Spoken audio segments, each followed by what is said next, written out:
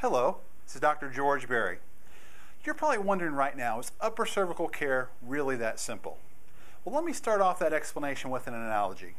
If you take a garden hose with water running through it and you put a kink in it, what happens? Less water flows through the hose. How do you get rid of it? You undo the kink. Well, upper cervical care functions on that same principle. With your brain-body communication, brain sending messages through nerves, nerves act like a garden hose.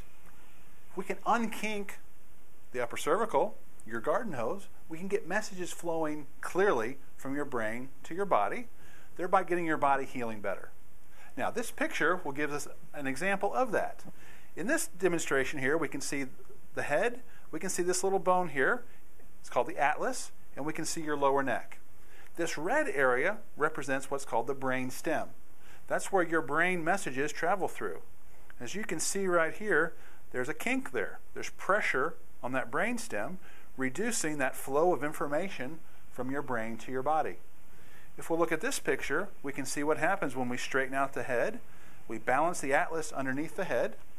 We balance the neck underneath the atlas, get the pressure off this brain stem, get a free-flowing communication between your brain and your body, and we watch your body heal.